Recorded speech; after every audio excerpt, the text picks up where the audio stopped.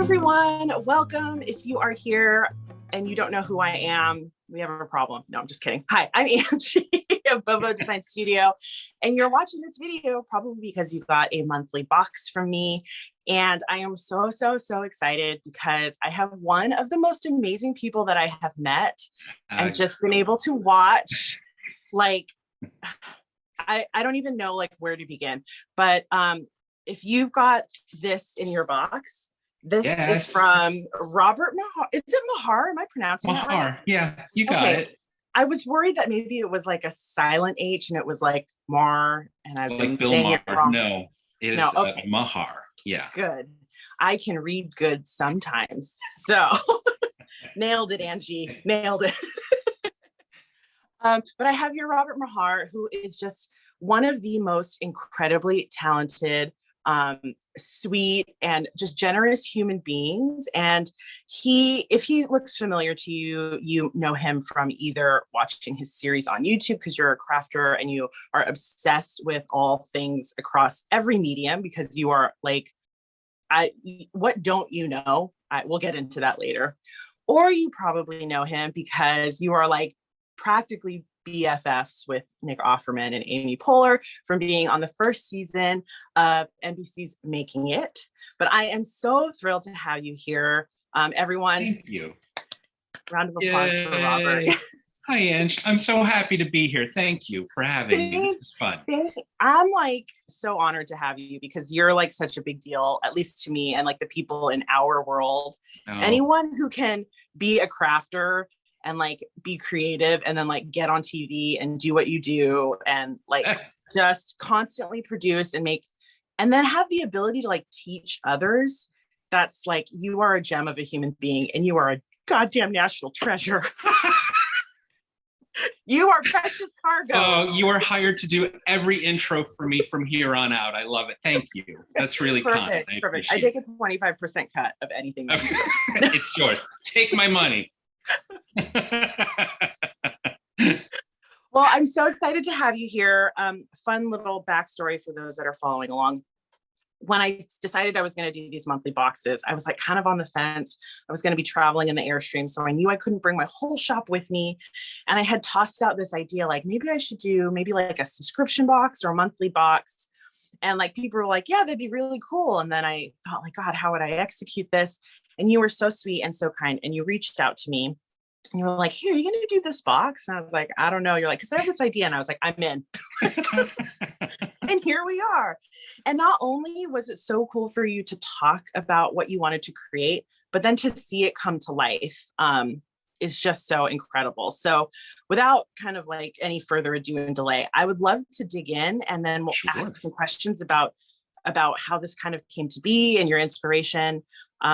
But yeah, I'll let you kind of take it away. And then as we kind of go through, we'll learn a little bit more about Robert. Let's do it. Yay.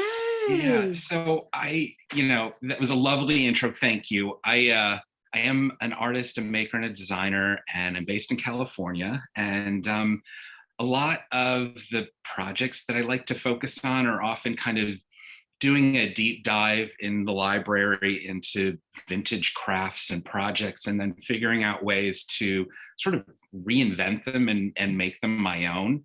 And I do that with a lot of the projects and products that I've created. But this one in particular, I've been really excited about, these embroidery postcards.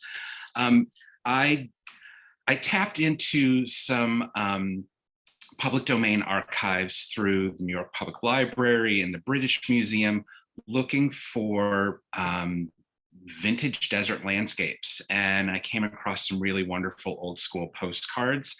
And so with this kit, what we've done is I've taken 6 of those and then overlaid them with some modern geometric designs that we're going to stitch with embroidery floss. So it's not true traditional embroidery where you're using a substrate of fabric and stitching like the back stitch and the cross stitch or chain stitch, any of those.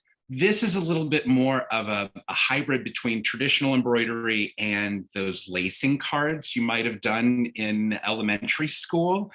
Yeah. Because one of the beauties of stitching on paper is that it allows you to do long, straight lines.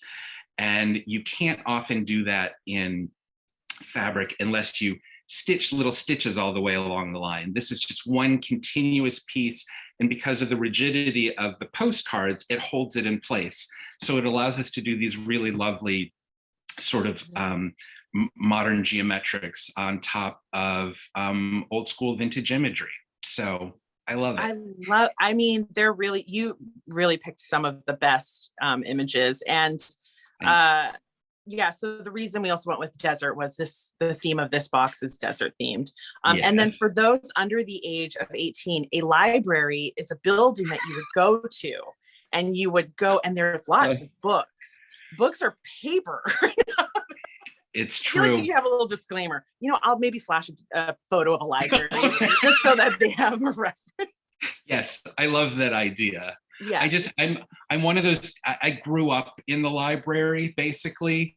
I wasn't a latchkey kid, but I often spent hours in the library after school, and there's something very nostalgic to me about the smell of old books and getting to kind of like dig through the racks, and it's kind of the whole world is in there, which is an amazing thing. So, that's very true. Yeah. And I have very distinct memories of the library, and like the weird echoing. I was like, why is it always echoing when it's carpeted and there's full of shelves of books? Somehow libraries echo. And yeah, I mean, I was definitely in there writing notes to hot boys and doing less reading, but yeah.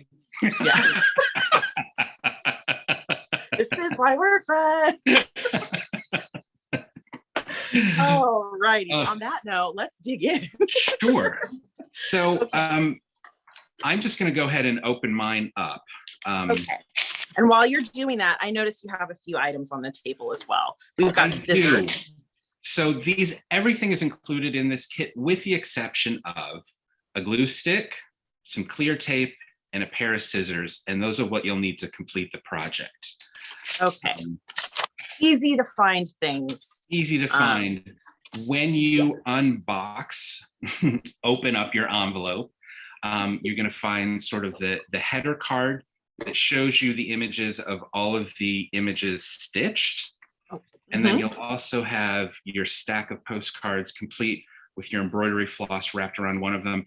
And I also have the postcard backs. And this is important, and we'll get to this step later.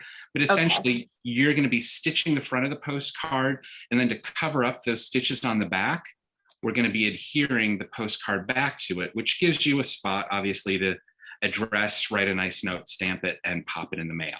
I was actually, when you told me about your idea and that you wanted it to be a postcard, I thought that was just kind of like, oh, it's a postcard, but you keep it. I didn't actually think it would be a real postcard you could mail. And I was so excited. It's an option. You'd have to be a really good friend to receive one of these amazing pieces. But the fact that you could do that if you wanted to is really amazing. I love that. I want to keep everything for myself. And I know this is also not like really important, but just this alone, the card that has the thread is just amazing. Like the way that you threaded it and the colors of the thread. I want to make this into a blanket. Maybe that'll be the next project. We're going to do a DIY blanket. It'll take 67 years. That. Yes, but it'll get done. What you can do is start by just sort of, if you bend your card a little bit, it's going to create a gap in the floss, and you can just slide it right off. So you end up with that in your hand. Okay.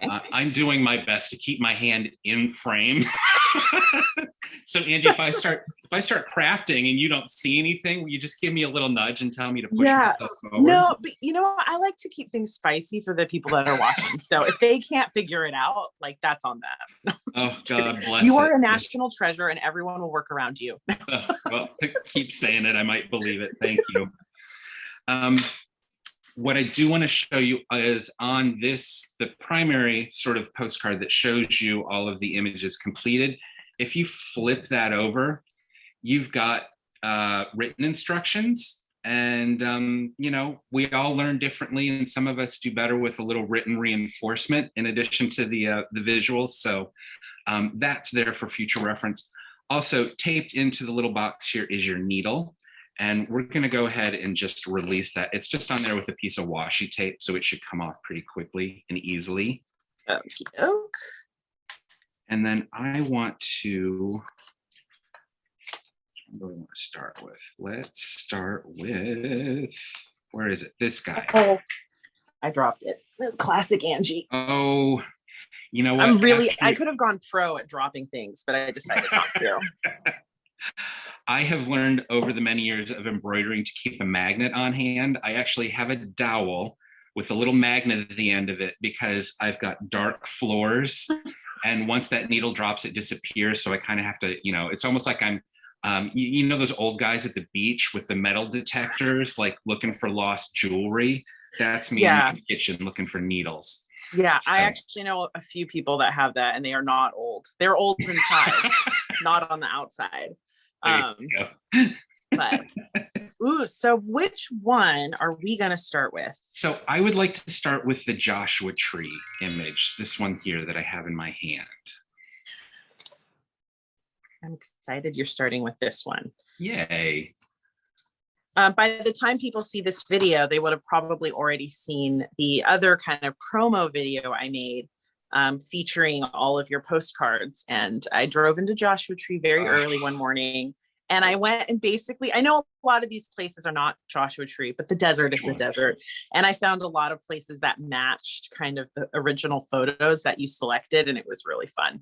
I just about cried when you sent me the rough cut of that. It's beautiful. I love it. It was such a clever idea. And I just love that you are currently in an environment where you can find those landscapes and pair them up. I thought it was genius. So thank you for that. No, I was honored to do it. Excellent.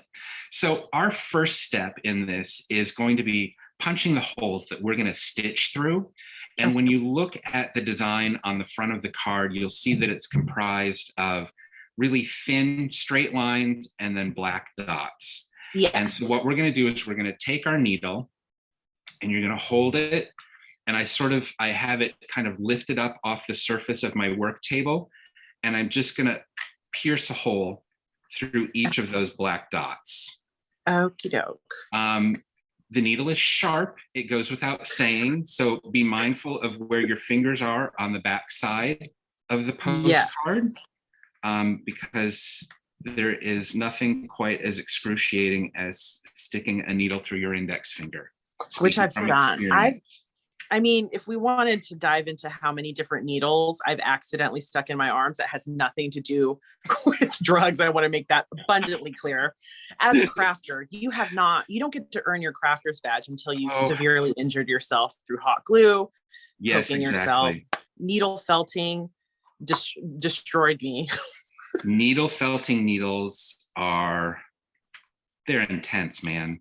Yeah, and then you kind of get in this rhythm of just stabbing, and the next thing you know, you've actually stabbed yourself. So one way that you can double check to make sure that you have poked a hole through all of those black dots is simply by holding it up to a light source, be that your computer screen or your window. I'm actually going to hold mine up. See, and I missed one. See? There we go. I thought you're supposed to be the subject matter expert. How dare you? How are these people going to trust you? Oh, Lord. Okay. Holding it up, seeing all those dots. Perfect. How are you doing, Ange?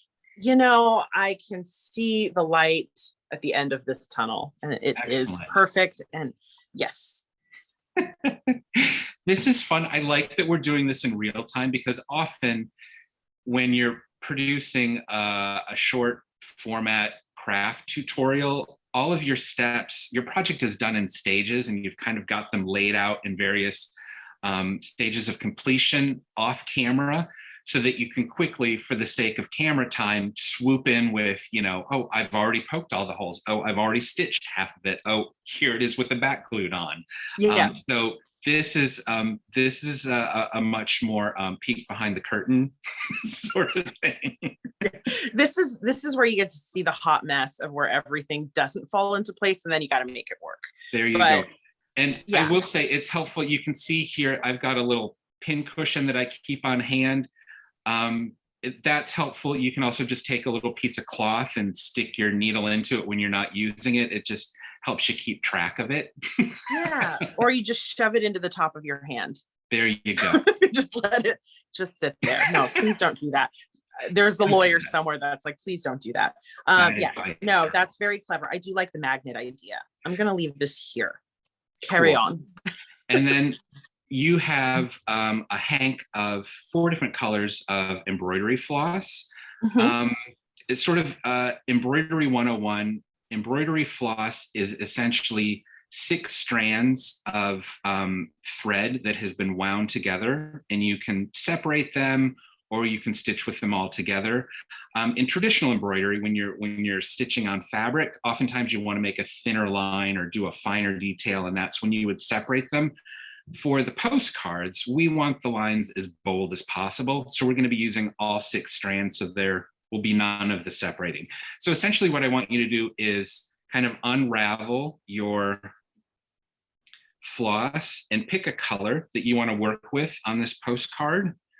I think I'm going to go with this kind of deep burnt orange color. And that's actually going to look great offset with the... And I'm going to kind of separate it just by running my finger. Oh, so don't... There's a way to divide them. So don't do this. Well, you know, it is a little bit of a Christmas light situation where it's easy to get it tangled. Yes. I spent yesterday trying to unravel, I think it must have been 100-foot extension cord. Yeah, that just about drove me to run into traffic. But yeah, I mean, at that point, you just buy a new one. Yes, exactly. Yeah, and then when someone wants to borrow it, you're like, I do have an extra one. Here you go. So the length of floss that you have in this, whatever color you've selected, is 9 feet long. And so what we're going to do is we're going to take that and we're going to match up our ends. Okay. Run your thumb all the way to the other end, and we're going to basically just cut it in half. Okay. I know, so I've done some light embroidery in the past, and I've seen folks use like a wax. Is that necessary, or are these waxed at all? Like, what is, no. How does that work? This is just a traditional mercerized cotton.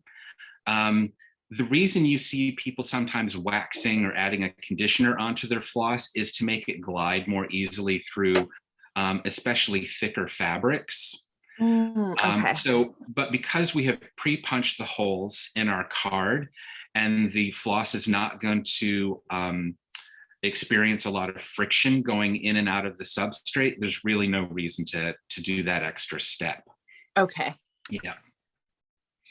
So once you have cut your chosen color of floss in half, you're going to end up with a length that's it's probably about 4.5 feet long. And we're going to thread it into our needle, which is the least graceful thing to do on camera ever. So I will wet the end of it with my tongue, and I'll flatten the end of it between my thumb and my forefinger.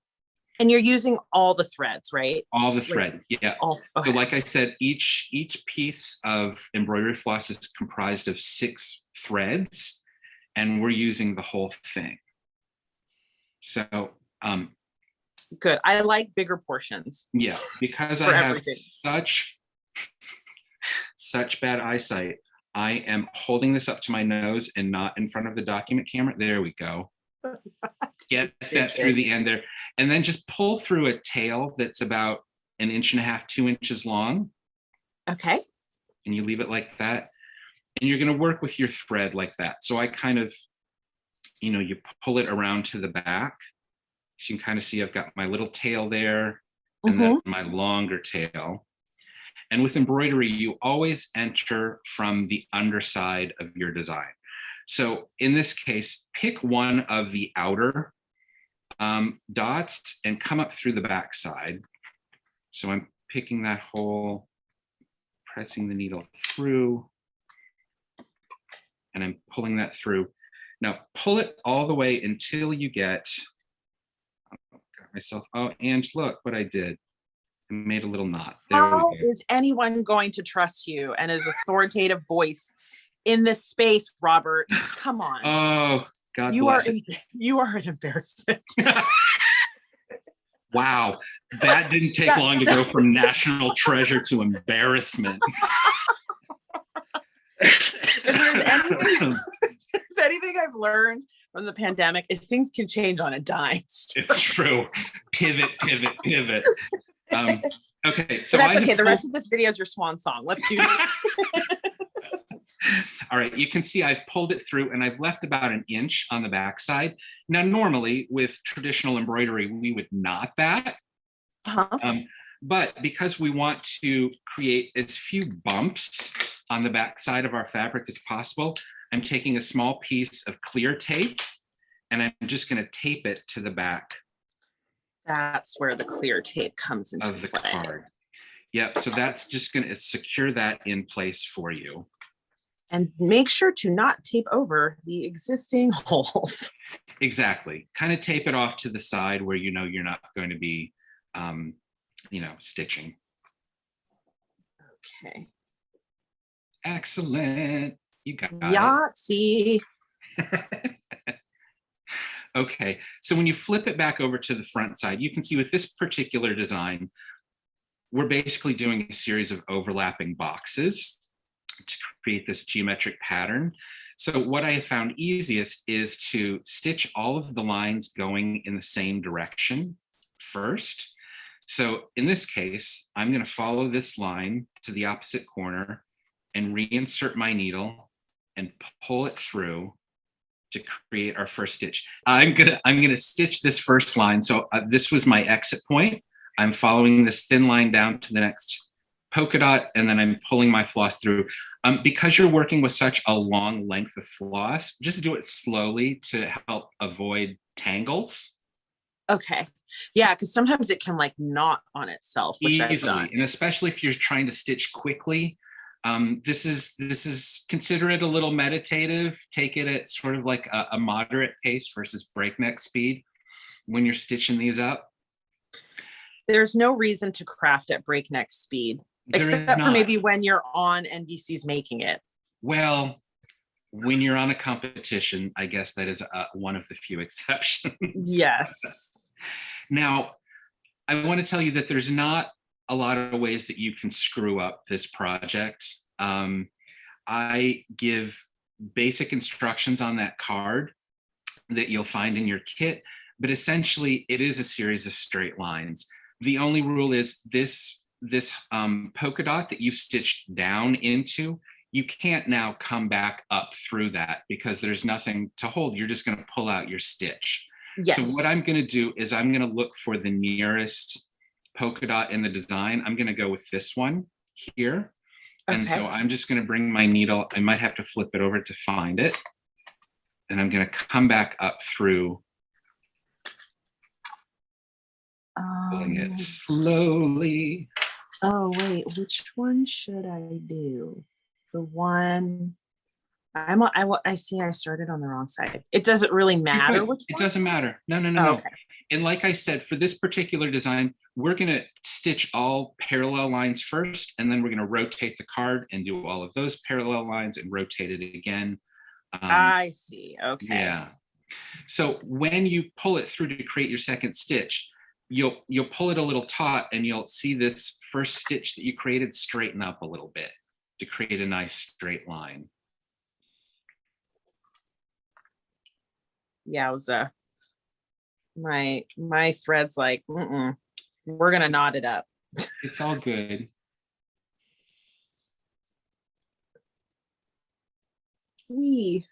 Perfect, you got it. And listen, if at any point when you're stitching this up, you get a giant knot on the back, snip it, tape it down, and start fresh. That's no big deal. Reassuring tip. Yeah. Okay. So now that there's enough length, then is what I'm hearing. Yeah, there is. There is more than enough in the kit to create the six postcards. Cute. So again, I've come up through this black polka dot. I'm following that thin line that connects it to the next polka dot, and I'm gonna enter it, and go back down through the surface. Like I said, this particular geometric design is a series of overlapping boxes. So rather than stitch one full box first, we're stitching all of the parallel lines and then rotating it and doing them in a different direction. Is that just to make it cleaner on the back, or is there? It makes it feel a little bit more direct. And like I said, because you cannot come up through a stitch that you just entered, you can't follow every line in succession around a box. You'd have to do the two sides and then rotate it and do the two opposite sides. Does that make sense? Okay. Yeah, no, that does make sense. Okay. Cool. So we're just now going to finish these boxes or these lines. And again, just remembering to do it slowly when you're pulling it through to avoid those knots. But again, it's not the end of the world if it happens. And I'm just going to forge ahead. So you see what's going on now is we're just not rocket scientists, thank God. It just... Oh, you don't want me doing anything that's... Ditching straight lines. I love it. So while we're doing this, I just have so many questions because so many answers, I hope. I have so many questions that I want to ask you. I know a lot of people want to know about making it, and we'll talk about that. But I kind of want to learn a little bit. So you also have your YouTube series, which was incredibly produced. You did a fantastic job on that. But you are sort of like this like rare diamond in the rough in that you have so many skills. Like you are very, very much multidisciplinary, and you're good at all of them. You are also an incredible teacher. So like one of the things that I loved is you obviously created the written instructions, we have the video, but you also did that just acknowledging that people learn things differently. And and you're a man in this industry that is, you know, primarily known to cater to women and, you know, maybe like more old school people until, you know, recently. Like, tell me a little bit about kind of how you got involved and just how you found yourself and your voice through creating. I mean, I think that I was really fortunate in that I was one of those kids where sort of my interests and abilities kind of presented themselves early on. I know that doesn't happen for everyone, but I was always that kid. And I say this every time I'm asked this type of question, that would rather stay inside and this is really going to date me, but to do, you know, like potholder looms and sun catchers and, you know, any kind of box kit, I was all over it. Paint by number, best thing in the world. And, you know, and I had thankfully decent eye-hand coordination, and I loved that sort of magical alchemy of putting different materials together and coming out with a completed project. Like that was always like this wonderful aha when you finished it. And for those of you, because I said I was dating myself, who do not know what a sun catcher is, they were these faux stained glass kits that you got in the 70s and 80s. And it basically came with sort of a metal frame and then all of these toxic plastic beads, and you'd set it down on top of a piece of tin foil on a baking sheet, and you'd fill in all the little sections with the beads, and you'd put it in the oven and you'd bake it. And it would just off gas. You'd bake those toxic chemicals in your oven until they would melt, and it came out looking like a beautiful stained glass piece to hang in your window. Anyways, I was a little obsessed with those. Yes, I did many of those in my day. Yeah, so I ended up going to, I started out as a studio arts major in college, transferred to an art history major. And when I graduated, I was fortunate enough to get an internship, which ended up being sort of a 13-year career with an appraiser of modern and contemporary artwork, which was a wonderful job. It was very book heavy, a lot of research, but it gave me entree to see some really amazing works of art. And I think kind of helped hone my eye and my taste level. And you then do. I feel like you've got a really refined kind of eye that's kind. for, Thank you. yeah, no, I'm very, very, I'm, I don't know if jealous is the right word, but I admire that very much as someone I who is admire like, that in other creators. Yeah, exactly. yeah, So, it's a very cool thing. Oops, as I knock everything over. Hi. oh, good. And I will continue with that thought, but I just wanted to show you, I've gone now and I've stitched all of the parallel lines in one direction. So now I'm going to kind of flip my card and I'm going to do all the lines going this way. Okay. Does that make And we're sense? still coming out underneath, right? Correct. So that's what my backside looks like now. Okay. Yeah. You good? Yes. Does it matter really which one I go through? No, right? To start going in the opposite direction now? No. Yeah. Okay. Yeah. Just before I run my needle through. I'm very good at like not paying attention to instructions and jumping ahead and then wondering why I messed it up. It's the impatient ADHD in me. That's what I do when I talk. So this is a particular challenge, answering questions and creating a project live on camera. Yeah, so. I'm going to ask you to juggle also. So just be prepared. You brought the bowling pins that I told you to bring. I did. Yeah, in the first aid kit. Uh-huh. Yeah. Yeah, you got the lighter fluid and the bowling pins. Okay, so you can see here now, I'm starting to stitch a new direction. So now I've got 3 sides to my square.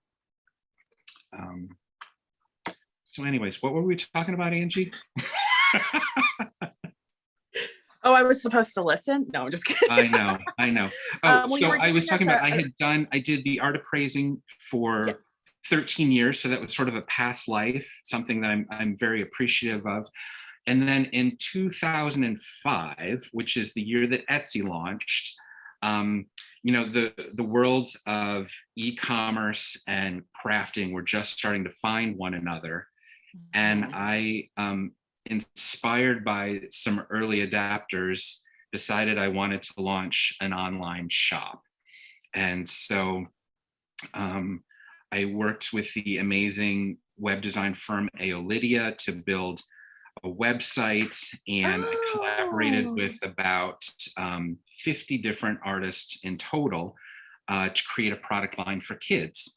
So it was such a dream creative job, because it was it was something that was sort of new and fresh in the world at the time, and people were excited that they could find products online, purchase them easily, have them shipped to them without having to track down an artist on their own or waiting until that annual craft fair came around.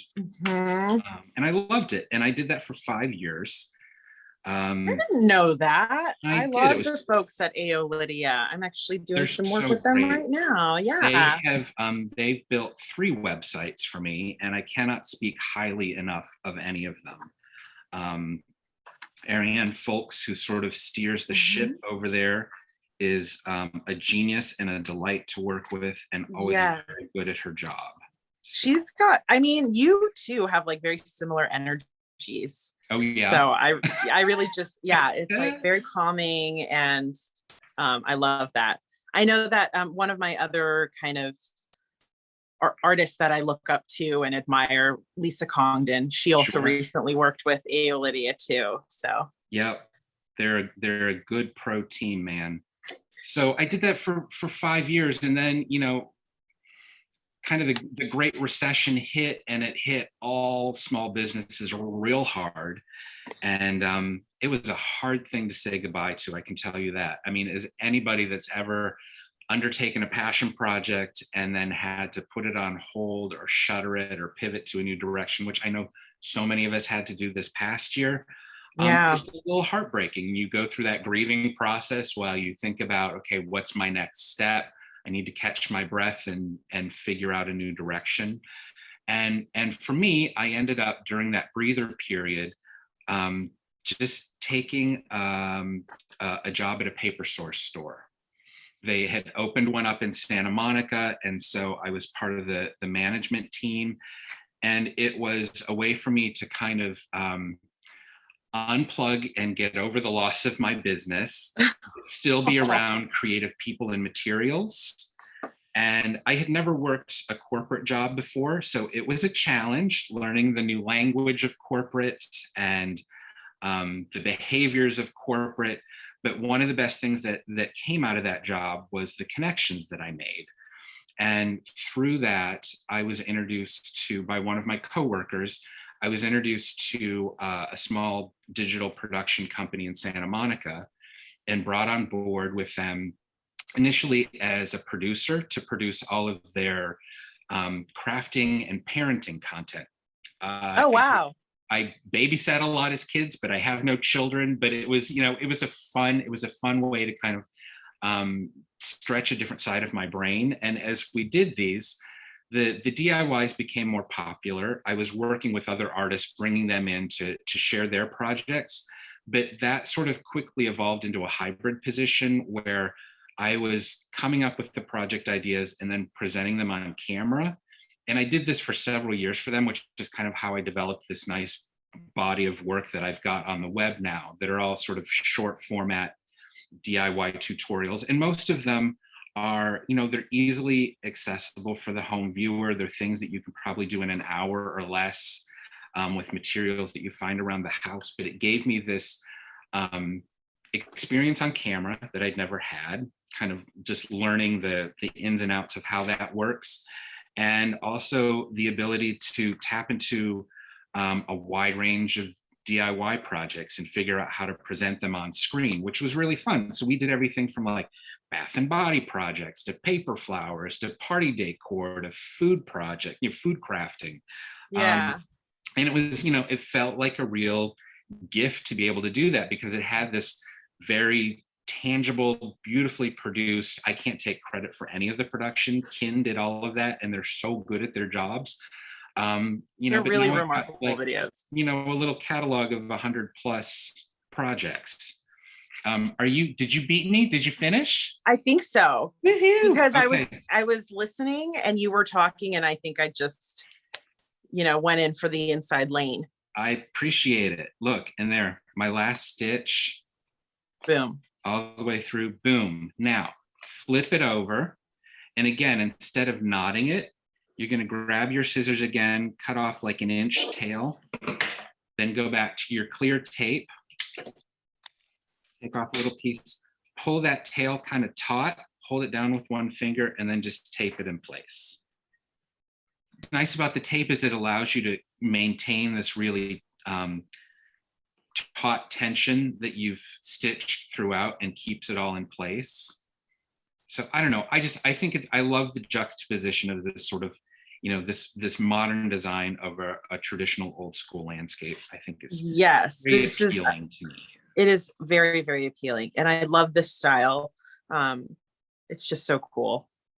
This next step is easier if you've got a little piece of scrap paper.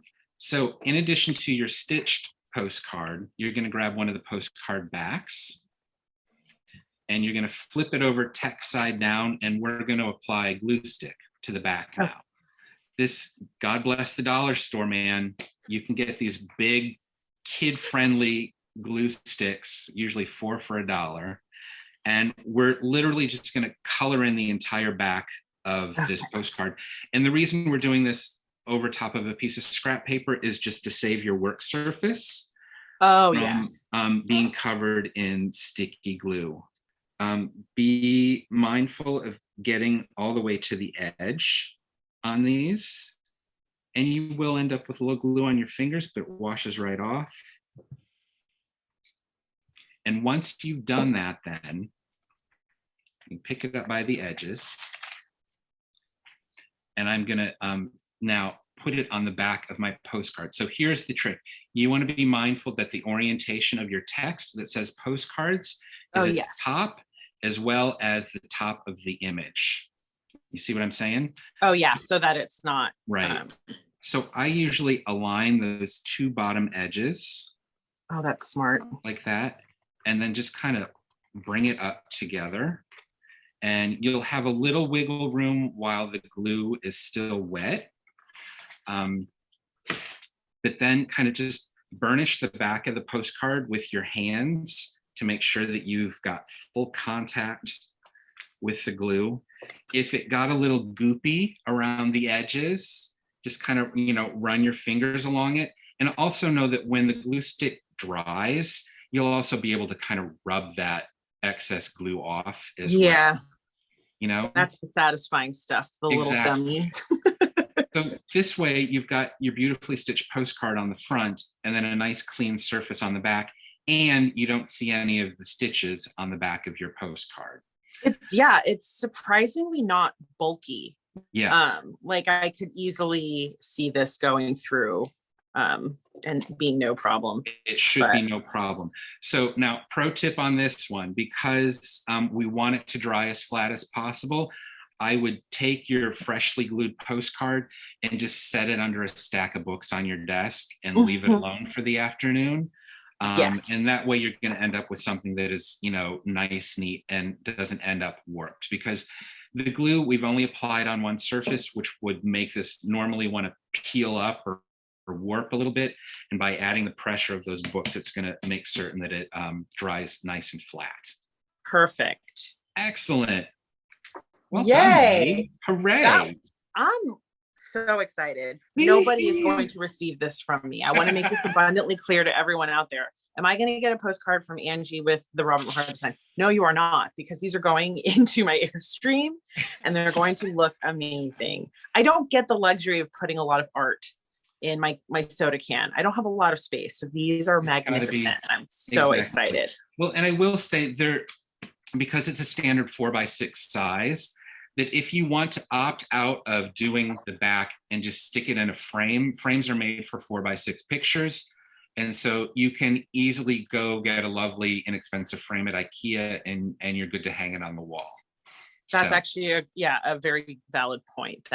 And the nice thing about these two is they look great in groupings. So, whether that's tacked up on your bulletin board or, framed on your wall, it's a nice little vignette. Yes. So you want to do another one? Yeah, this one seems like it's going to be kind of challenging, or maybe that's just my eyes playing tricks on me. No. Is there one that you think would be best? I think this is a great idea. Okay. So this one is the Cactus in Bloom from the Mojave Desert. So this is the one with the close-up of the red flowering cacti. Before we jump on to the floss, though, let's go through that first step of just poking all of our holes. Okie doke. So again, just, gentle reminder, obviously you're seeing the design in the fine lines, and we're going to take our embroidery needle and we're just going to poke a hole through each of those black polka dots. So then while we're doing this, I actually didn't know that about Etsy. That's really cool. So when I first I've always been creative and artistic, definitely self-taught. Yeah, same. I have immigrant Asian parents that, would have preferred me to, excel academically. And, I was the one in school doodling and selling my notes to other kids so that I could rewrite them again. But I got very deep into the DIY world, where I worked at a DIY website called Instructables. Yeah. Oh, sure. Oh, I didn't know that. Cool. I worked in Instructables, and I got to be surrounded by some of the most oddball creative people that I've ever met. And that's how I ended up getting introduced to craftcation and to your handmade life, because we were presenting there. I was a beta tester for Pinterest because Pinterest had reached out to Instructables early on to get people to post their DIY projects there. So this world is very much a part of my blood. So yeah, and I think one of the most interesting things that I've seen is, so being a creator, I always have people that would say, can you teach how to draw? Can you teach me how to do lettering? Can you teach me how to do this project? And I learned from my time at Instructables that it takes a very special person to be able to have a talent, but then be able to communicate it and empower others to create that. Not a lot of people can do that effectively. And you're definitely one of those people. So where do you find, how do you inspire others to kind of try new things and make it easy and approachable for them? Is that hard for you to do, or does that come pretty naturally? it's interesting because one of the skills that I really had to hone when I was producing these short format tutorial videos was how to break down a series of instructions into little bite-sized pieces, especially for someone that has never worked with the materials you're presenting before. It's all foreign, it's all a little mysterious, and it really just, you can't assume a lot of knowledge on the part of the end user. So, you know how, I don't know if you were in, worked like on the high school newspaper or something like that when you were in school, but they always tell you, you know, you write, write at like a 5th grade level, just so that everybody understands it.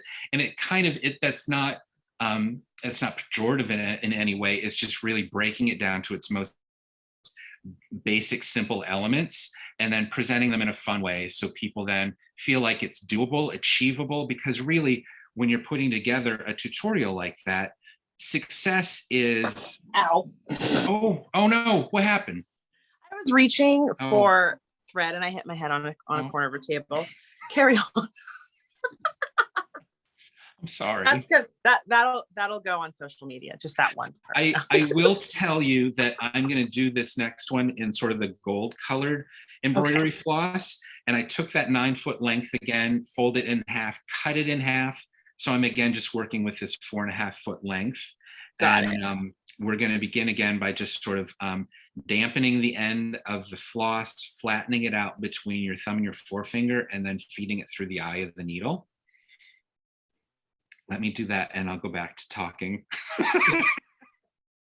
You're like, I didn't know there was going to be this much talking. I thought we were just going to... Multitasking at its finest. Okay. So for this particular design, our previous one was a series of overlapping squares. This is much more of a star formation. So we're going to kind of do it in a similar fashion, where I'm going to try and find some of the parallel lines and stitch them at the same time. So I'm going to start in this far corner here. The far corner, okay. Just by way of example. So one of the outer points of the star. Okay. So one of the star points. I'm going to pull that floss through. Again, leaving myself just about an inch on the back, and then we're going to secure this in place again with some clear tape. Ooh, that handy dandy tape. Bless it. There we go. And then I'm going to pick a direction, follow the fine line to the next dot, and re-enter the card. Okay, like the closest dot. Correct. Oh. So you could go a couple different directions on this. And again, especially as you're first starting out on these postcards, pull that floss nice and slowly through so you don't get a tangle.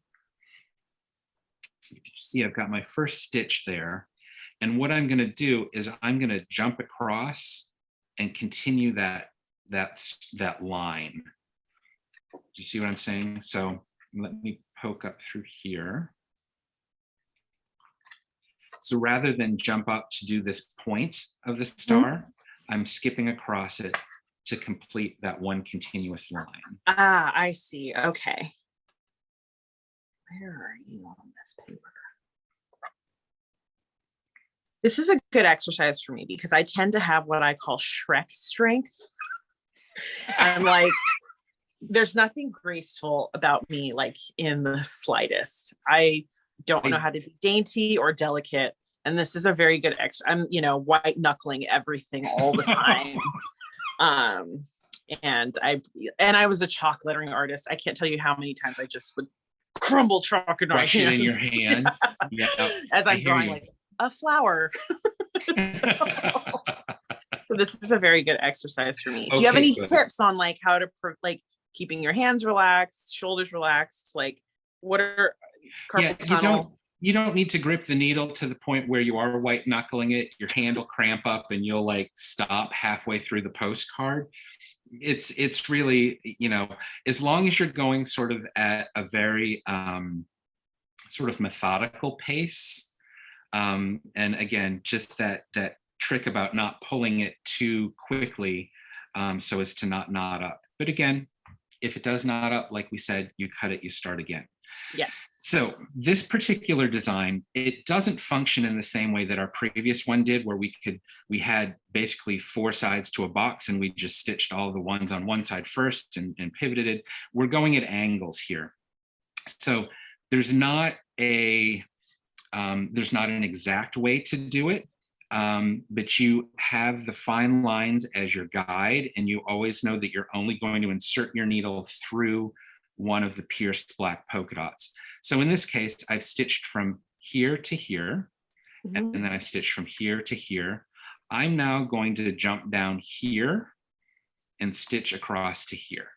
Why? Oh. Just because I feel like it. It's not, there's no right or wrong reason for it. And again, this is not a traditional embroidery stitch where, you know, you would have much more exacting steps. So before all the embroideries come in at you, let's make the disclaimer. This is a hybrid, my friends. This is a hybrid. I made it all up, which means it can't be wrong. Exactly. I am right. I am the king. Yeah, I mean, I love that. How did you kind of come up with this? I know that you're very deep into the embroidery world. You've done a lot of really cool things. How did you, like, one, I guess, kind of decide that you wanted to give this a go, and like kind of the concept behind the juxtaposition of like this organic, beautiful vintage postcard, and then, you know, the crisp lines of the geometric pattern? Right. Well, I think, you know, in most of my embroidery work, I'm building on an existing vintage image. You'll see that in the fabric embroidery samplers that I do, where I've taken vintage anatomical and botanical imagery, collaged it together, and then embellish it with embroidery. But over the last several years, you know, I'm on Pinterest, like most of us are, looking at other creators' work. And I started to see a lot of people stitching on paper. And I think why it became appealing to me was because you had the ability to do this long, straight stitch and have it stay taut and clean on the surface, which would not happen with fabric. Yeah. And so it just seemed like a natural avenue to explore, being able to kind of, you know, take some of this vintage imagery I like, have it printed on a different substrate. So we're working on paper instead of fabric this time. And then how do I translate a pattern on top of the existing image? And in this case, obviously, it was just this really sort of delicate geometric design that is obscured by the embroidery floss when you stitch over the top of it. It's brilliant. I love it. And it's so easily accessible. Like anyone could do this. But if you're a seasoned crafter, like, this is also so nice because you just get to create. And I love that. And I like any project that is kind of like a gateway into a skill set or a gateway into a new craft genre. Because if you like this, maybe then you're going to want to try stitching on fabric, you know? Yeah. And level it up a little bit. So you can see I did this line now. And so now I'm going to jump up to this other point and go from there to there. Again, just because it's one of the closest polka dots to come up through. So I'm not wasting a lot of floss on the back of my card. I'm re-entering and pulling it up through. And again, just kind of using my hands on the back of the card as I'm pulling the floss to kind of keep it loose and untangled is sometimes helpful. And then I'm going to go from there to create this little chevron here. You brought up something that I kind of wanted to touch on too. You said that you were able to experiment and then try new mediums and figure out, you know, what it is that you might have an interest in, and then kind of deep dive into that. So you are, I would say, like one of the most multidisciplinary type of individuals, that you work with all sorts of mediums. And I feel like that's also part of why you were selected for making it, and just kind of seeing you create with kind of a limited set of tools or materials, and then create something that is so identifiable to you. Like it could be any medium and people would recognize it. Oh, that's Robert's work. Like, how does that even happen? How do you get into that? That is and very learn all those new flattering. things? And honestly, it's one of those things. I'm going to go on a little tangent and then we'll get back to answering your question. But when I teach classes, usually in person, I often refer to the work of one of my art world heroes, which is Karita Kent, formerly known as Sister Karita Kent. Yes. She was a pop artist. She was a nun for part of her life, and she was the head of the art department at the Immaculate Heart College here in Los Angeles. So she was contemporaries and friends with, Warhol and Lichtenstein and all of these big guys. And she's largely credited with reinvigorating interest in the printing process of creating serigraphs. Oh. And her work is bold and colorful and often includes text and usually has to do with social justice. There's a million and one things I love about this woman and this creator. And during her tenure as head of that art department at Immaculate Heart College, she developed what she called the 10 art department rules. And they were really less rules and more sort of touchstones for a creative process.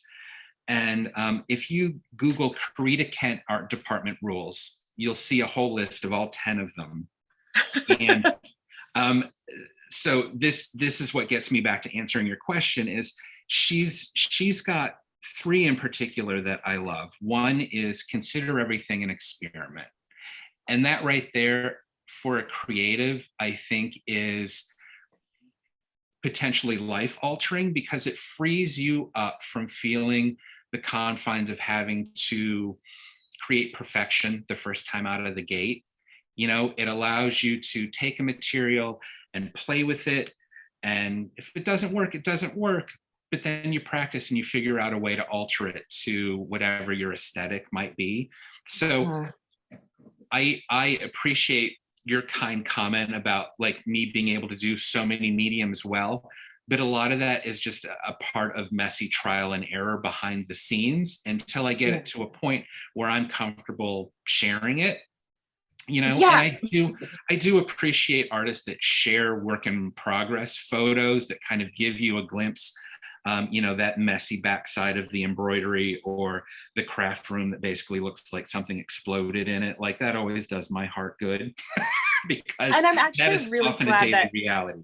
I'm glad that you said that and like basically demystified the perfection that is the work that I see from you, because it's so refined and it's so well thought out and thoughtful, and just the execution is like bar none. But yeah, I feel I get people that come to me and they're like, how do you produce all the time? Or how do you create all these new products? And they're always so good. And I'm like, if you knew what the idea was when I started this to what you're actually seeing, it is so far below my expectation. It's a process. And I find that I'll also never be happy with what I create. It's always a work in progress. But I appreciate that you saying that, because it is true. When I do teach workshops, which is in person, which feels like a lifetime ago. I know. One of my rules was to have a good time, and that you're only allowed to shit on your work once, because you are not a professional. You are learning how to do this.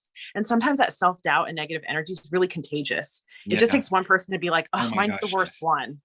And then everyone feels bad. So then they're like, well, no, mine's not that good. Like at least you're, and then it's this like negative energy, like party, totally like veiled in like courtesy and kindness. But I really like how you kind of presented that, because it is a process, and to expect perfection out of the gate, like how would you even learn anything? And I think there was one, I can't remember who said it, but he said that early success is not an indication of success, because you don't learn unless you fail. And no, it's very true.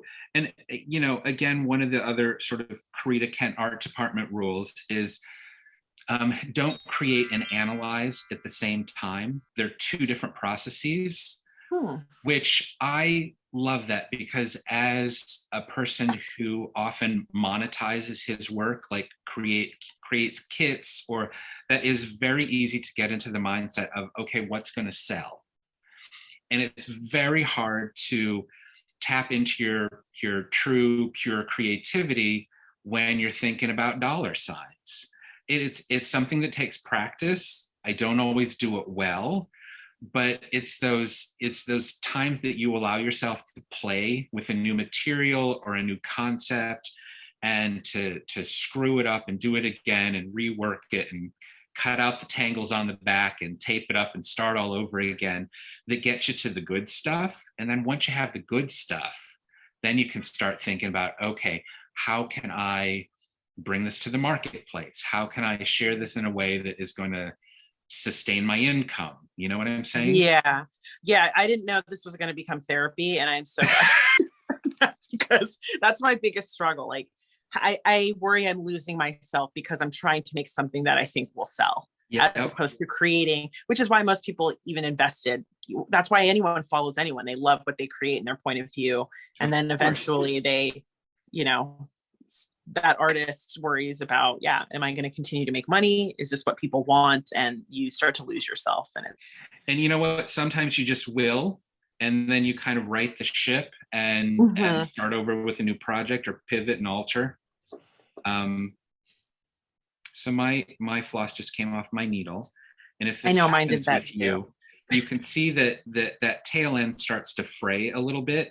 And in order to thread it again, you may just want to take your scissors and get a nice sharp cut, and then go through and moisten it, flatten it, and shove it through the eye of the needle again. Okay. I've gone, again, in classic Angie form, I've gone off the beaten path of what you have created. Okay. And hopefully it will still work. We're going to test your ability to work with people like me. Well, this is what's fun about a craft kit, is kind of, you're given the basic materials and kind of a basic direction. But if you want to run off road, dude, do it. Because I also think that these would be fun if, like, they were partially stitched and partially painted, or, you decided you wanted to sort of like graffiti up the front of this and add some text and lettering. That's all possibility. So it's coming together in a little bit more of, I don't want to say haphazard, but a little bit more organic way than our previous one was, where we were doing this very sort of strict series of overlapping boxes. And so it'll be a kind of a nice surprise, but you'll know you're finished when you've stitched over all of those fine lines. Yep. If you see any of those lines remaining, you're not quite done yet. So, can you tell us, I know that people want to know about making it. I don't know how tired you are of talking about that. But it's just such an awesome one. I loved the idea of the show. I loved that they focused more on the creative aspect rather than the drama of the competition. Yeah. And we really got to see, like, kind of what crafters aspire to be, because there's, as someone who is self-taught and likes to learn things on their own, YouTube's a good place, but sometimes it's impossible to search through YouTube to find the right thing or to get inspired. You almost have to know what you're looking for. And then the other side is Pinterest, where you see this final product and you don't get to see the mess and the ideation and the process and the trial and error that gets to that. You just see the final project, and then you try and create that and you're like, I suck.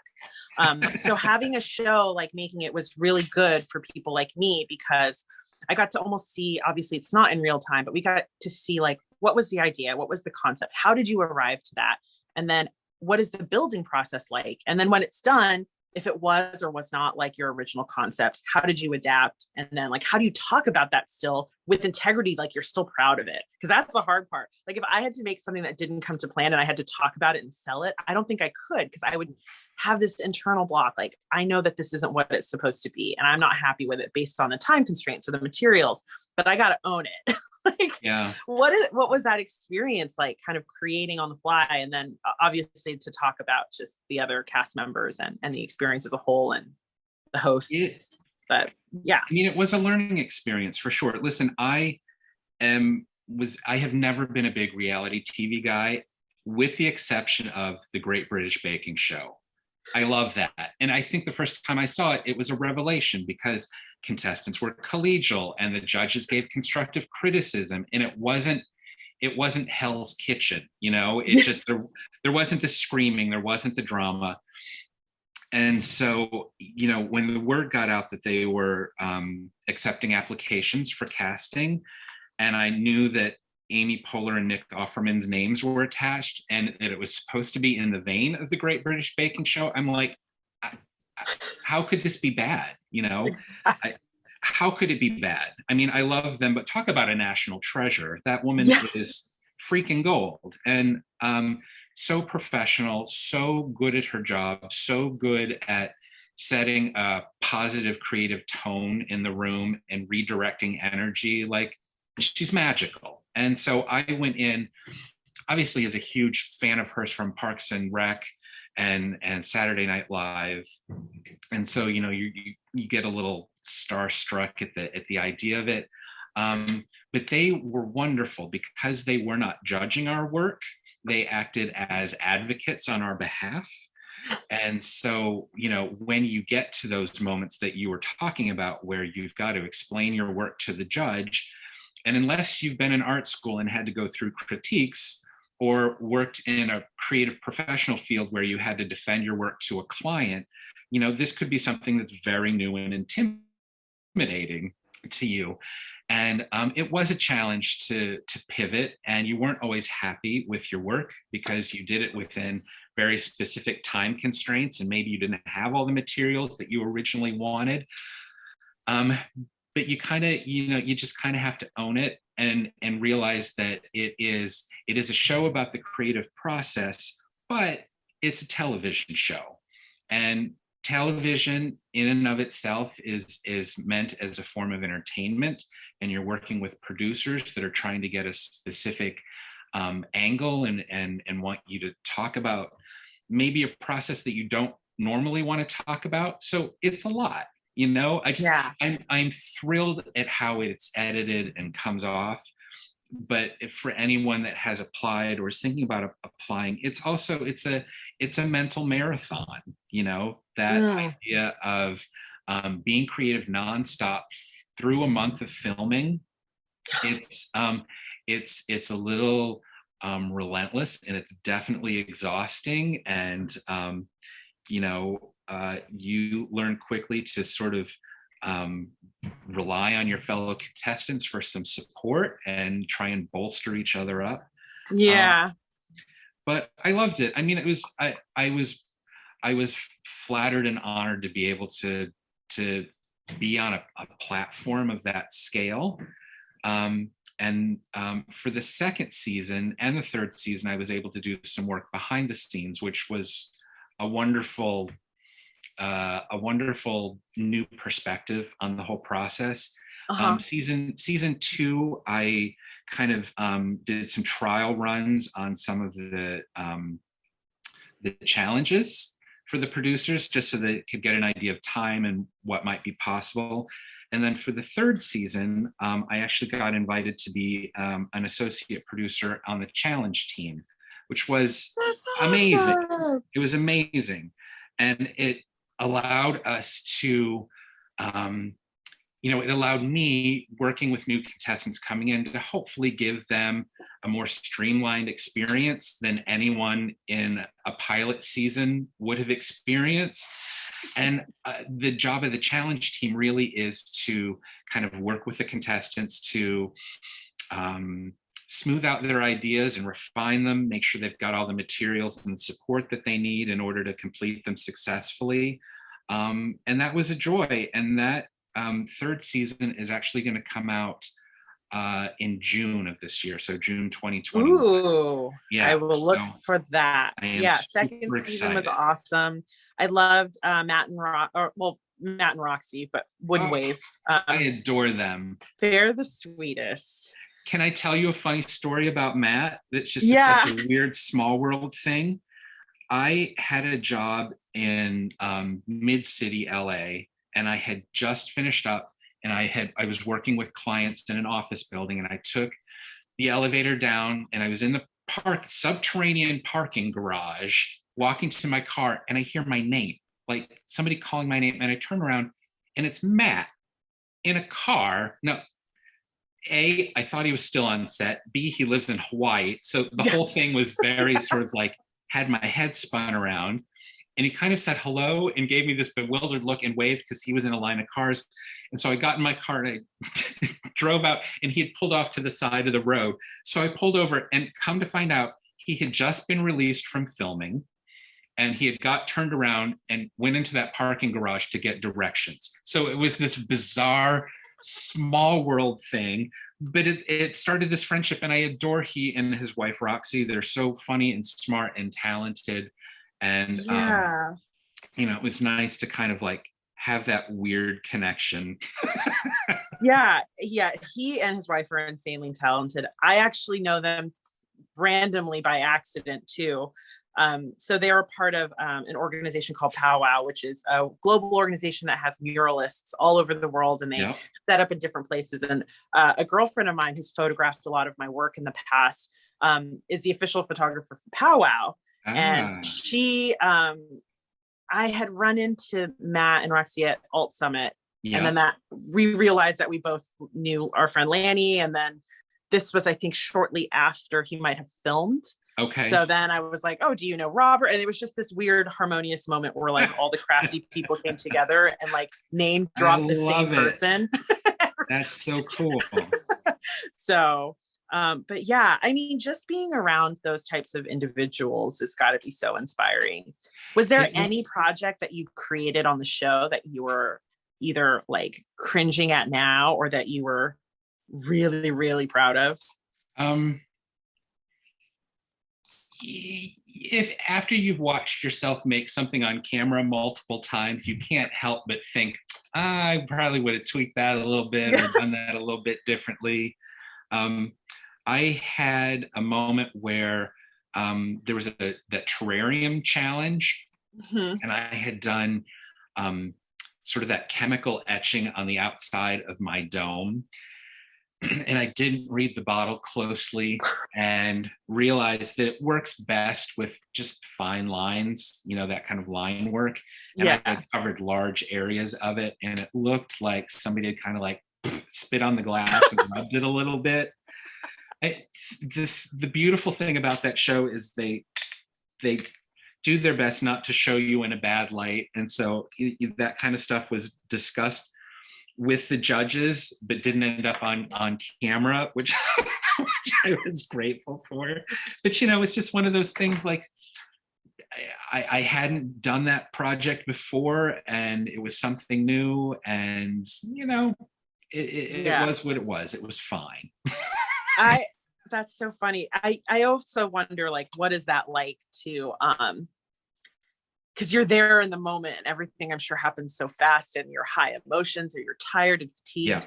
And then it's like months and months and months before it comes on, and you're like, did I say those things? I made that. Or that I was dreading this thing, and then they ended up not airing it. So how long was the delay from? For us, it was almost a full year, which was excruciating because we, you sign contracts to be on these shows and non-disclosure agreements, and so you are basically bound to silence, except for like your immediate family, and even them, I didn't tell everybody everything. But it was an interesting waiting game. We all 8 of the contestants got on a text chain the day we ended filming, and it was almost a daily thing for a couple of years, which was really lovely. And I'm still friendly and in contact with most of them. But kind of, wondering what's going to end up on the cutting room floor and how you're going to be edited. And especially that first season, when we didn't have anything to compare it to, we didn't necessarily know if there was somebody that was going to be edited into being a villain or a bad guy or that.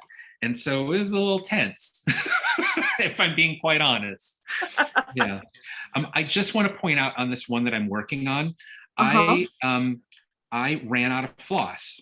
I And am just at that point, and and I I was still gonna have ask. one more line to go. So I'm just taking some of my excess from my pile and, or from, my little bundle Your of other half. embroidery floss, and I've cut a short length of it, and I'm going to rethread it just to do that final stitch. Okay, so then, so don't like tie them together and keep working. Just take your other thread and start a new one. Yeah, once you know that the thread that you're working with is near the end, when you want to finish it on the back, go ahead and tape it in place like we had done Okay. previously, and then just start over with a fresh piece. Okay, I'm sorry. We were talking about making it, and I totally lost my train of thought. Well, you were mentioning that you've maintained relationships with everyone, and that kind of like the end of the season, unsure of how you were going to be portrayed. Yeah. So it was, No regrets. it was an exercise in patience. It was an exercise in sitting with uncertainty. Just really, taking that risk and trusting that something good would come of it at the end. And again, And now look at you. You're sitting here with me, so I apologize that things didn't work right? out. How you have fallen. You're now sitting here with me. No, I'm just kidding. Hardly. No, because it opens me up to like great collaborative projects like this, which I adore. So it's funny, I'm one of those people, like I'm an extroverted introvert, meaning I love my quiet and my alone time, my time to sort of sit and think and be by myself. But I also thrive on community, but it takes an effort for sure. Mm-hmm. So, I think of those early days of doing craft shows when I was doing, Renegade, and this will date me a little bit, Bazaar and Felt Club, which were all of these early craft fairs in LA and around the country that were amazing. And they were so much fun. And it was a great time to kind of connect with other makers and meet your audience or your customer base, if you will. But I remember coming home at the end of the day and thinking, oh my God, I want to die. Like I now need to put on all the comfy clothes and sit in the dark for a couple of days just to to regenerate. Yeah. So, yeah. I definitely get that. And it's one of the big reasons why I struggle wanting to do shows, because sure. I always worry that near the end, I'm so exhausted. Every person I've been so excited to see, and it just slowly depletes that energy. Right. And I always worry about that one person that wanted to say hi or buy something, and then I was maybe short with them because I was so tired. And then it would consume me alive. But I'm very much the same way. And I think that a lot of kind of artists and makers are that way. And that's why we channel so much of our energy into our work, because it's the extension of who we are. And then it's hard to not take it personally when someone, walks by or, looks at it and is like, oh, I could do that, and then doesn't buy. And then that also adds to the stress and the energy of doing all these live events. But at the same time, I did a lot of bazaars very early on. And I think that was the thing that made me realize that as an artist and as a person who's a creative, that there's a possibility to truly monetize this. And how can I do that in a way that will encourage me to keep creating? Because that's the hard part, right? Is how do you constantly create? And I get that question all the time. So I think a lot of that, at least for me, comes from being in community and being in connection with other makers. Because they're the ones that you get to talk shop with, and especially as a sole proprietor or a small business owner where much of your time and development is on your own, those opportunities to sort of connect and throw around ideas and talk about new materials and geek out over crafty stuff, that's the heart of it in many ways for me, and kind of what propels me forward, and in the same way, you had mentioned earlier, and I don't think we fully got to it, about being a guy in a predominantly female driven industry. And I have to tell you, I've always had close female friends, and And I think making this transition from the fine art world when I was working as an art appraiser to sort of the more arts and crafts world, the difference in the quality of community and collegiality was astounding to me. And I now feel like I've got this amazing group of primarily women that encourage me and sort of propel me forward on a daily basis. And I'm so grateful for that. It just, it's a community of any kind where you feel like you are respected and held up and challenged and encouraged to be better at what you do. Like, I have found that in spades in the crafting world, and that just, that's the best. It's really the best. And that's true. There's this level of encouragement and community that's unseen in other, kind of realms. And I think that, the crafting world is really where this idea of like community over competition has really birthed. And so I think your point of view is so interesting, because you might, maybe early on or at some point in your life, you might have perceived yourself as like, I don't know if this is the right group for me, if this is the right industry. I want to create, I have this appraisal background, or I'm a guy, and who's going to want to hear what I have to say, or whatever self-doubt thing that you might have had. Like that exists in everyone. And for me, like one of my biggest things is I'm not the best at anything. I'm not the best hand lettering artist in the hand lettering. I'm not the best illustrator. I'm not the best maker, but I still like give it my all. And how do you encourage people, or like what kinds of tips or advice would you give someone who maybe has that one thing of self-doubt that prevents them from trying something new, that prevents them from entering the space, that prevents them from wanting to kind of like let go of inhibition and just try? Yeah. I think there's always going to be a roadblock, whether that's perceived or actual. A lot of us have that, if you're a drag race fan, they talk a lot about the inner saboteur. And I think, it's that voice in your head that kind of, questions your move and your choices and your steps. And I think a lot of that is, hearkening back to some of those Karita Kent guidelines that I was talking about, where you do consider it an experiment. You do separate this process of analyzing and creating. And honestly, hands down, you just have to practice. Like, none of us is good at anything the first time out of the gate, unless you're a prodigy, and those are very few and far between. So we don't like them. I admire them. I think that's genius, and God bless you for having that gift. But I think because, as you've alluded to before, we live in an age of Instagram and Pinterest and Facebook, where we're seeing these images that are so heavily produced and photoshopped within an inch of their life to make them sparkly and beautiful. And when we click on the link to go through to that creator's website to see the tutorial, we anticipate that what we create should match theirs exactly the first time out. And it's really, that is unfair to yourself. It's unfair to the creator. It's just, you have to realize that they're in the position they're in because they have put in the time and the effort and the practice to produce a product like they did. And so it's a matter of doing it badly and doing it again, maybe doing it a little less badly and doing it again. Yeah. So the goal almost should be like, do it badly so that you can figure out how to do it better. I'm a big fan of the author Anne Lamott. And she many years ago wrote a book called Bird by Bird, which is about the creative process of writing. And one of the big things that I took away from that book is that she was such a huge proponent of a shitty first draft. And I'm like, amen to that. Because, I've got a craft graveyard that nobody's ever going to see.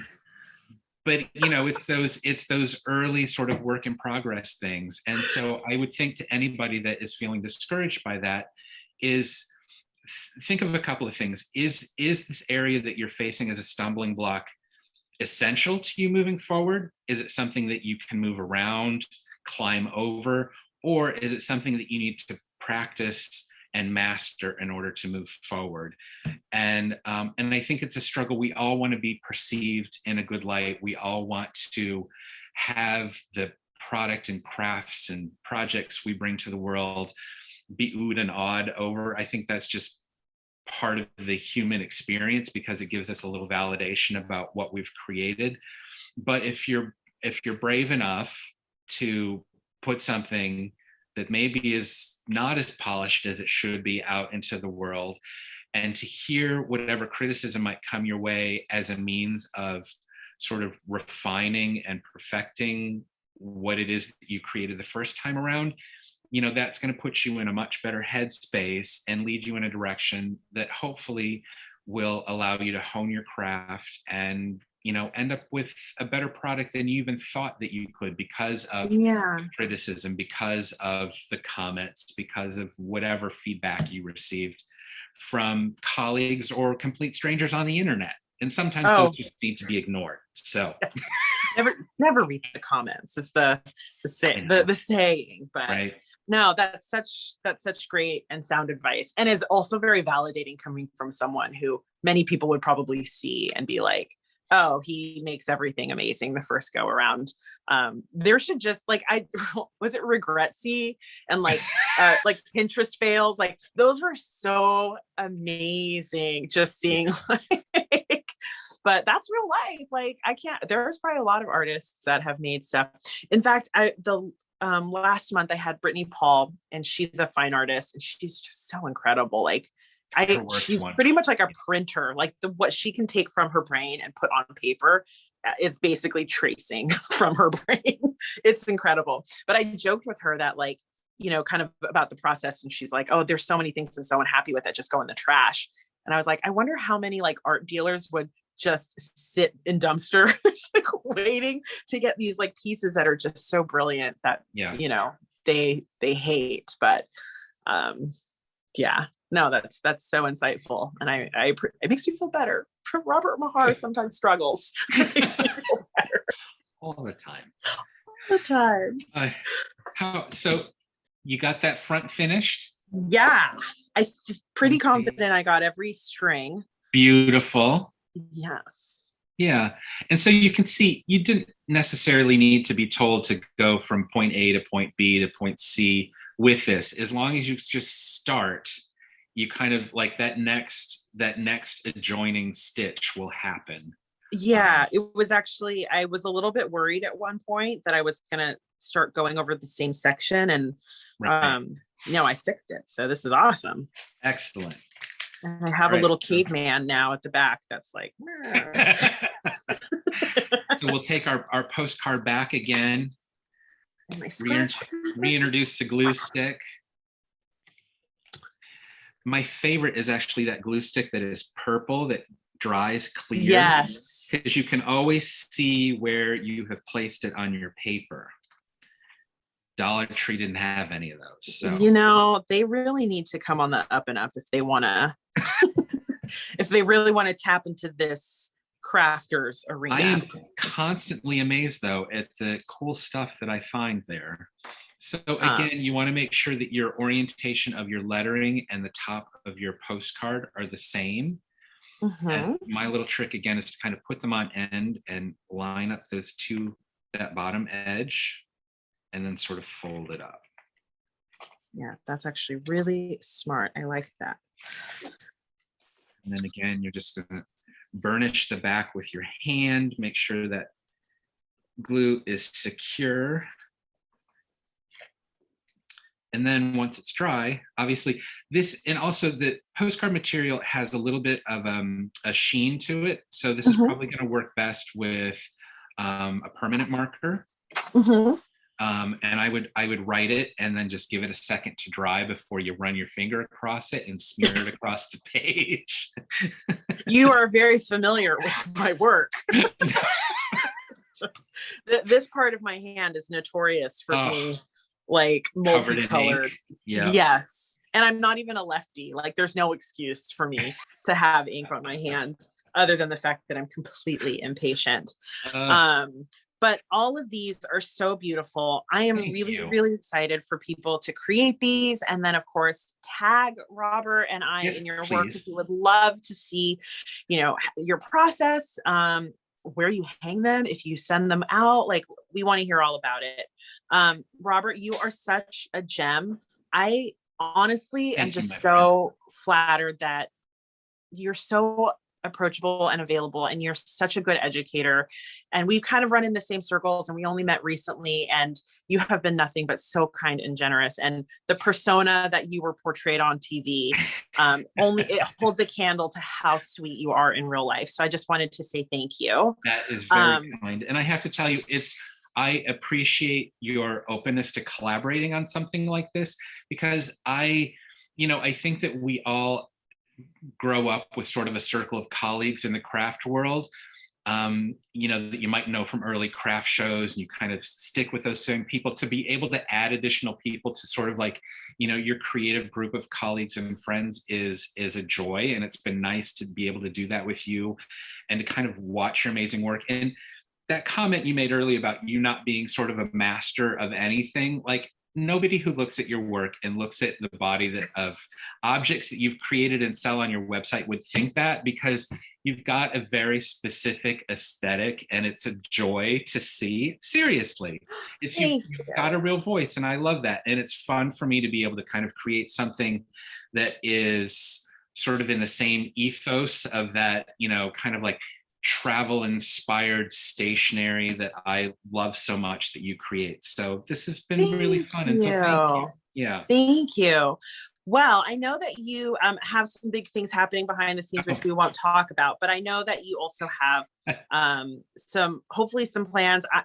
For folks that are watching this, I'm going to be opening in my store in Palm Springs. I would love to carry these. I think these are going to be fantastic. Awesome. But is there anything else that you're kind of working on or promoting that you would like to share that people can learn about? Always. Yeah. Always. You wouldn't be an artist if you weren't an expert in self-promotion, right? It's exactly. One of the fun things that I'm doing this year is I'm working with the company Spoonflower. They are print-on-demand fabric and wallpaper. I've been a customer of theirs since 2009. They have a lot of my that I love and fully stand behind. So this chance to kind of be an ambassador for them for this year felt very organic. If you have seen any of my fabric embroidery kits, I have that all printed at Spoonflower. It's this really fascinating tool to be able to take a graphic work and have it printed on dozens of different substrates and then create something new from it. And I also love their sort of their ethos as a company, and their the effort that they put into creating sort of this egalitarian playing field that celebrates diversity in their makers. And so I love them. Anyways, so I have a Spoonflower shop, and you can find all of that information through my Instagram, which is Robert_Mahar, which is basically my handle on all social media platforms. And the video work that we talked about, I've got on my website, which is all free and accessible. And if you're looking for a fun afternoon project on a weekend, or a project for one of your kids, there's more than 100 short format tutorials that you can tap into there. And I'm looking forward to doing in-person classes again soon. One of my classes that was canceled last year has just been rescheduled, and it's with a wonderful venue in Paducah, Kentucky, called Ephemera Paducah. So if you live in the Kentucky area or Middle Tennessee, any of those surrounding areas, I'm going to be teaching a series of spooky embroidery over the Halloween weekend, which I'm very much looking forward to. I love that. Always. And so as those workshops began to sort of become available again, first place for information is usually Instagram or my website. So yes, and I would love to have you teach a workshop in sunny Palm Springs. Yes, please. any excuse to be in I would sunny be delighted. Cocktails mandatory. No, I'm just kidding. There's nothing wrong with a craft and a cocktail. Exactly. Well, I don't want to take any more of your time. I mean, I would love to, but I'm going to be courteous and not hoard you today. We could do this all day. I know I could. I mean, I feel like I just yearn for like good. We talked about the introvert, right? There's very few people where like I'll end this conversation and like not feel completely depleted. And you definitely are like giving me energy, and I'm just so excited. That's nice. So, but it's an absolute honor. You have reestablished your national treasure status. Oh. I love you so much, and I'm just so appreciative and grateful for your time. And likewise, I can't wait to. Thanks for having me. Yeah, I can't wait to see what you guys create. And if you have any questions, you can reach out to myself. Please give Robert a follow across all the platforms and just see the amazing stuff that he creates, because he is so wonderful. But thank you so much for your time. Thank you. Yay!